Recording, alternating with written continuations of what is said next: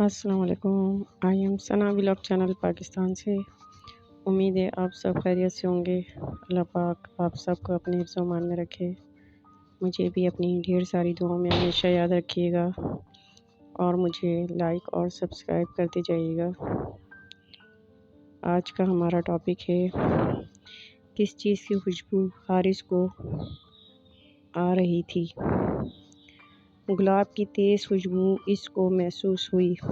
حارث گھبرا کر اٹھ بیٹھا اور پھر کہوں کی آوازیں سنائی دینے لگیں۔ حارث گھبرا گیا۔ اس نے ڈرتے ڈرتے پوچھا، کون ہے؟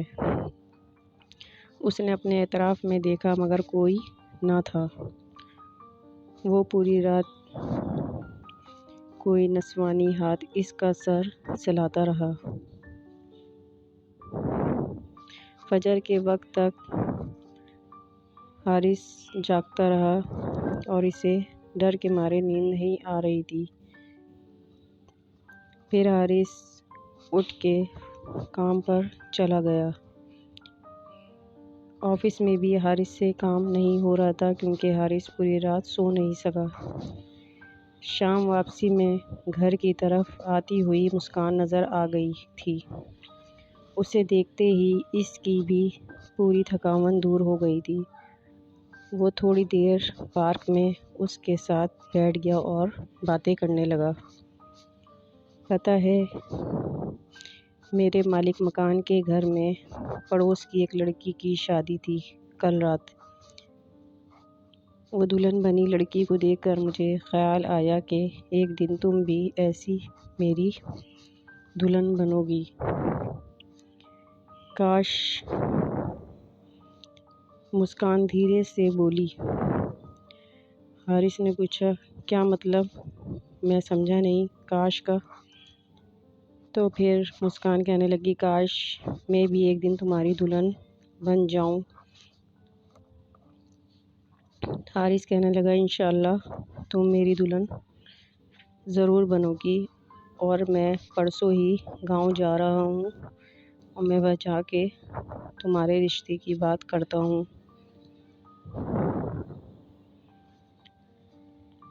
کیا تم مجھ سے شادی کرو گی؟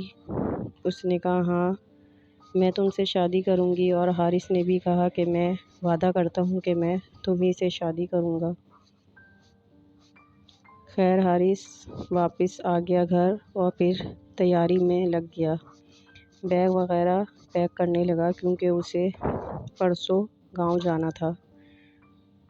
آج رات میں مسکان نے اسے پارک میں ملنے کے لیے بولا تھا۔ پارک میں جاتے ہوئے قبرستان والے راستے میں اس کا پیر کسی پتھر سے ٹکرا گیا اور دھڑام سے حارث کسی قبر پہ جا گرا۔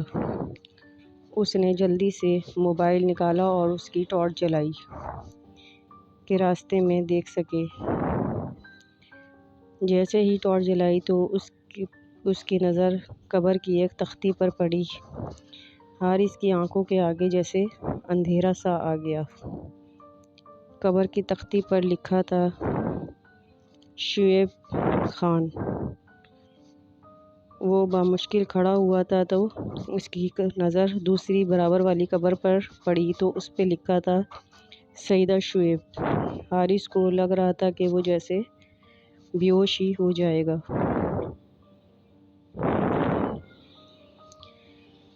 آج کی ایک اچھی بات آپ سے شیئر کرتی ہوں۔ ایک دن میرے نبی کریم صلی اللہ علیہ وسلم روتے ہوئے آئے۔ آقا کریم کی آنکھیں چھم چھم برس رہی تھیں، آنکھوں سے آنسو جاری تھے۔ آقا کریم روتے چلے جا رہے تھے۔ روتے روتے تو ایک صحابی نے پوچھا کہ آقا کریم کیا ہوا ہے ایسا کہ آپ کو اتنا رونا آ رہا ہے؟ خدا را ہمیں تو بتائیں کہ ایسا کیا ہو گیا ہے؟ میرے کریم کی رونے کی وجہ برداشت نہ ہونے لگے اور بار بار پوچھے جا رہے تھے کہ کیا وجہ ہے آخر آپ کے رونے کی۔ حضور پاک صلی اللہ علیہ وسلم نے فرمایا کہ ابھی تھوڑی دیر پہلے حضرت جبریل علیہ السلام میری خدمت میں حاضر ہوئے ہیں اور وہ فرماتے ہیں کہ مجھے اللہ کے آ کر مجھے اللہ کا سلام دیا۔ میں نے کہا یا رسول اللہ پاک فرما رہے ہیں آپ کی امت کے 3 لوگ جنت میں نہیں جائیں گے۔ ہاں، یہ سنتے ہی صحابہ کرام چیخ پکار شروع ہو گئی۔ صحابہ آ کر رونے لگے، تڑپنے لگے، کہیں ان لوگوں میں ہم تو شمار نہیں ہیں جو جنت میں نہیں جائیں گے؟ ان بدبختوں نے ہمارا شمار تو اس میں نہیں کر دیا۔ صحابہ نے پوچھا آقا وہ 3 لوگ کون سے ہیں؟ جلدی بتائیں۔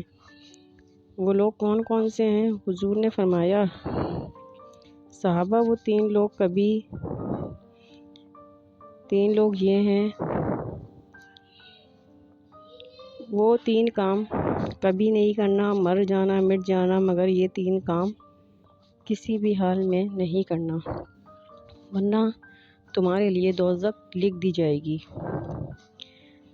صحابہ کے بہت بولنے پر حضور نے بتایا کہ 3 لوگ وہ یہ ہیں، پہلا وہ شخص ہے جو والدین کی نافرمانی کرتا ہے، والدین کی عزت نہیں کرتا، انہیں برا بھلا کہتا ہے، ان کے ساتھ بدتمیزی کرتا ہے، ان کا کہنا نہیں سنتا، ان کے ساتھ زبان چلاتا ہے۔ دوسرا وہ شخص ہے جو لوگوں کی غیبت کرتا ہے، لوگوں کے اندر کیڑے نکالتا ہے، ان کے عیب تلاش کرتا ہے اور دوسروں کو سناتا ہے۔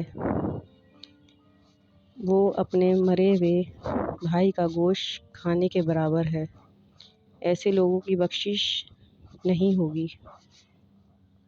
اور تیسرا وہ ہے جو اللہ کی نافرمانی کرتا ہے، اللہ کے حکم کی تعمیل نہیں کرتا، اللہ کے بتائے ہوئے رستوں پر نہیں چلتا اور غلط کام کرتا ہے، ایسے 3 لوگوں کی بخشش نہیں ہوگی۔ اللہ پاک ہم سب کو اپنے حفظ و امان میں رکھے۔ ملتی ہوں کل پھر آپ سے اپنے ایک نئے ٹاپک کے ساتھ۔ اپنا بہت زیادہ خیال رکھیے گا۔ اللہ حافظ۔